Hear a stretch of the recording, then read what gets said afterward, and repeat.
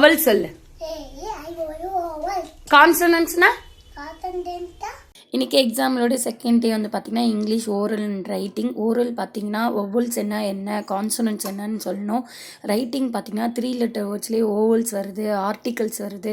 இது எல்லாமே வந்து ரைட்டிங்கில் எக்ஸாம் வந்து கவர் ஆயிடுச்சு. அதுக்கு தான் நைட்டு உட்காந்து ப்ராக்டிஸ் பண்ணியிருந்தேன். அவன் ஆல்ரெடி படிச்சிருந்தாலுமே எக்ஸாமுக்கு முன்னாடி வந்து கொஞ்சம் ரிவிஷன் பண்ணலான்னு சொல்லிட்டு பண்ண சொல்லு. பேட்டு ஓ கையை ஒழுங்கா வச்சு சொல்லணுமா இல்லைம்மா. அடுத்தது பாக்ஸு BOX. ஓகே சரி. அம்மா சன். S son. ஹென்னு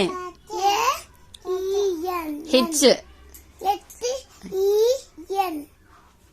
என் பின். ஓகே அடுத்தது என்ன இருக்கு? கப்பு.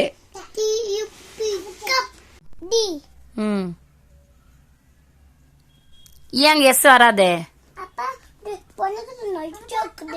புரியல. One mug. சரி ஓகே.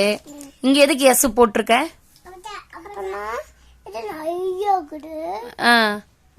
ஒன் இதுங்க மெனி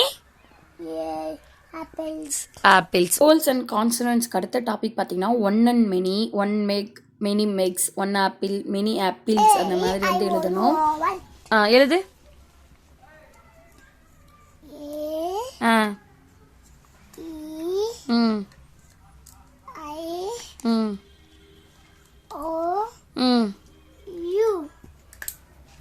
என்னது இது? Very good. ஓவல்ஸ் என்னன்னது? கான்சோனன்ட்னா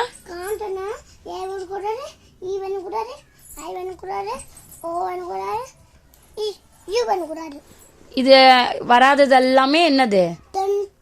கான்சனன்ட்ஸ். வந்து ஒன்று சொல் கேட்பேன், அதுக்கெல்லாம் வந்து நீ ஆன்சர் பண்ணணும். ஓகேவா? இங்க பார். ஏரோப்ளேன். உட்காரு.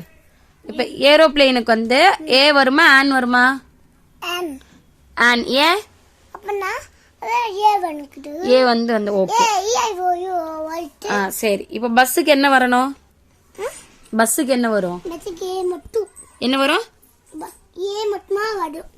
பாத்தீங்கன்னா ovals, consonant, article, A, on எல்லாம் எங்க யூஸ் பண்ணணும். அதுக்கப்புறம் ஒன் அண்ட் மெனி இந்த டாபிக் எல்லாம் ரைட்டிங்ல எக்ஸாமுக்கு வரும். ஸோ ஓரளவுக்கு நல்லா ப்ரிப்பேர் பண்ணி தான் போயிருக்கான். பாப்பா எப்படி எழுதிட்டு வரான்னு.